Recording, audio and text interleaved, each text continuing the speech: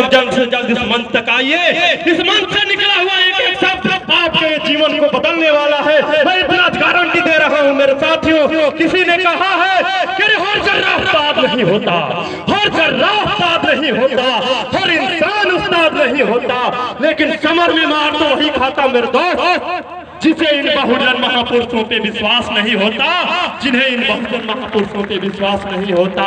मेरे दोस्तों, समय का अभाव है। हमारे मंच पे क्रांतिकारी मिशन गायक कलाकार राजेश रंजन जी बैठे हैं। इसी मंच पे बिहार की धरती से सुरेंद्र जी, लाल जी और तमाम बिहार जो है भीम आर्मी से पिंटू जी, राधेश्याम मास्टर साहब, भंतेगण तमाम लोग हैं। लेकिन मैं क्षमा चाहूंगा, सबका नाम न ले पाऊंगा, इसलिए मैं समाज को यह दिशा देना चाहता हूं कि आप लोग केवल ऐसे समाज का भीड़ बनने का काम मत करिए।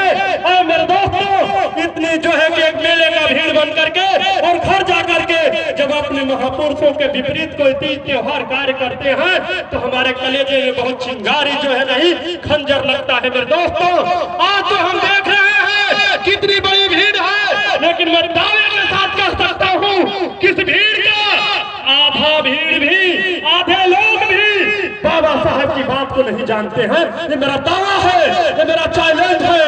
लेकिन मैं आपको बताना चाहता हूँ कि आपको बाबा साहब को नहीं मानना है, बल्कि बाबा साहब की मानना है। अर्थात बाबा साहब का पूजा नहीं करना है, बल्कि उनके लिखे गए विचारों को पढ़ना होगा, उनके संविधान को पढ़ना होगा, उनके आर्टिकल को पढ़ना होगा।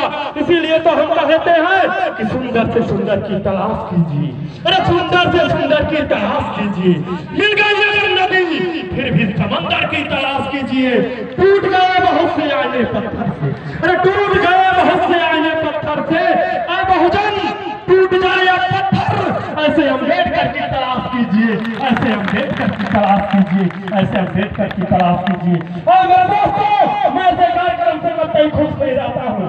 मैं इतने लाखों करोड़ों बच्चों के पैसे को पानी की तरह बहाने के नाम पे खुश नहीं रहता हूँ।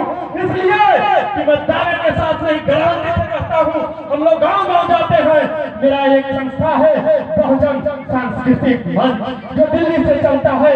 मैं इस संस्था को संचालित करने का काम करता हूं।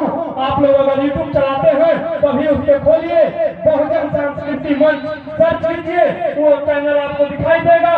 लेकिन गांव में हम लोग देखते हैं कि जो लोग बड़ी बड़ी मंचों पे बड़ी बड़ी बातें करते हैं, वही लोग गलियों में दारू पीते हुए दिखते हैं, वही लोग दारू के नशे में डूब होकर के अपने महापुरुषों के नाम पे स्थापित करते हैं, धब्बा स्थापित करते हैं। तो मेरे दोस्तों, मेरा रिक्वेस्ट है, हमारी बात आपको बेशक गलत लगे, लेकिन मैं कहना चाहता हूँ कि आप जब तक नशा मुक्त बहुजन का निर्माण नहीं करेंगे, सत्ता तक कतई नहीं पहुँच सकते हैं, सत्ता तक कतई नहीं पहुँच सकते हैं।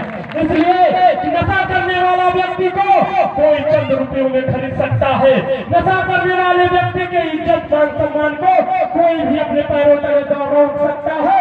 तो आपको मैं यही संदेश देना चाहता हूँ कि आप कितना बड़ा सम्मेलन करिए, लेकिन नशा मुक्त बहुजन का निर्माण करिए, नशा मुक्त बहुजन का निर्माण करिए, नशा मुक्त बहुजन का निर्माण करिए। और मेरे दोस्तों, मैं ये बता देना चाहता हूँ कि नशा नाश का दूसरा नाम है, उसकी आखिरी मंजिल मौत होती है, उसके मुख्य अतिथि यमराज होते हैं। मैं आपको बता दूं, मुझे बहुत कुछ कहना था इस मंच पे। मैं नशा के ऊपर एक कमेटी भी तैयार करके आया था, लेकिन